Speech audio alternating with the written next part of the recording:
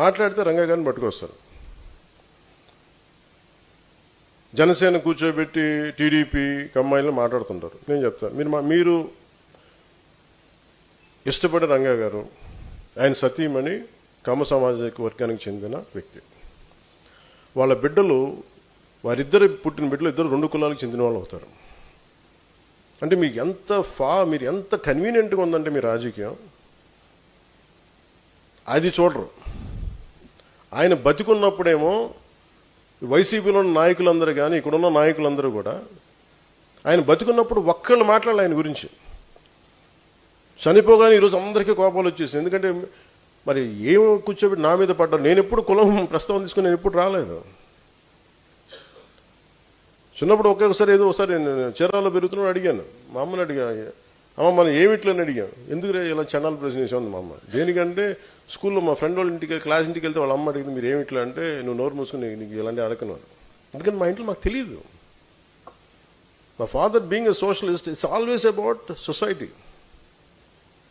మానవత్వాన్ని చూసాం కానీ కులం అనేది ఒక సోషల్ ఫ్యాక్ట్. మనం పుడతాం దాంట్లో ముందుకు, అంతేగాని దాంట్లో కూరుకుపోం కదా. దాన్ని అర్థం చేసుకుంటాం, గౌరవిస్తాం. కానీ కూర్చోబెట్టి పదే మాట్లాడడానికి విసుగు వచ్చేసింది నాకు కూడా. ఇంకెంతకాలం మాట్లాడతారా మీరు? ఎంతకాలం మాట్లాడతారు? ఒక్కొక్కళ్ళు మీ గురించి చిట్టా విప్పనా? ఒక్కొక్కడి గురించి చెప్పాలా? ఒక్కొక్కడి గురించి తట్టుకోగలరా? నేను మాట్లాడితే నోరు విప్పితే ఇష్టానికి మాట్లాడతారు ఒక్కొక్కళ్ళు. మనోహర్ గారు కూడా రాకూడదు అంటారు, ఆయన కమ్మంటారు. ఎన్నికైన ఎమ్మెల్యేలు అందరూ ఎవరయ్యా? కాపులు లేరా దాంట్లో? నా పక్కన లింగంనేని రమేష్ గారు ఉంటే ఆయన కమ్మంటారు.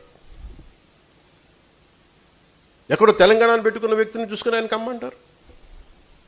ఇంకెవరు ఉండకూడదు. ఇప్పుడు హసీనా కూర్చోబెట్టి కాపులండి, ఏం తెలియ. Thank you.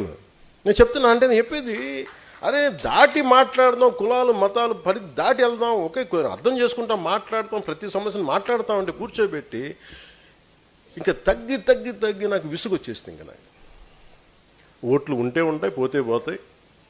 కానీ ఇలాంటి పనికిమాలిన విశ్లేషణలు, పనికిమాలిన ఈ విమర్శలు పెట్టుకుంటే మటుకు చాలా బలంగా సమాధానం ఇస్తాను. ఇది ఫస్ట్ టైము, భవిష్యత్తు అందరి చేత ఇప్పిస్తాను, గుర్తుపెట్టుకోండి.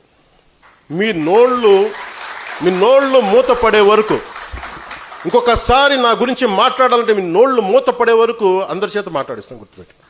ఇంకా సభ్యత సంస్కారం కాదు అని చెప్పి నేను మాట్లాడలే. ఇంకా మీరు స్థాయి దాటేశారు. మీరు ఎవడన్నా సరే మీరు మీ వాదనే చెప్తా, మీ కుల వాదనే చెప్తాను కాపు నాయకులందరికీ.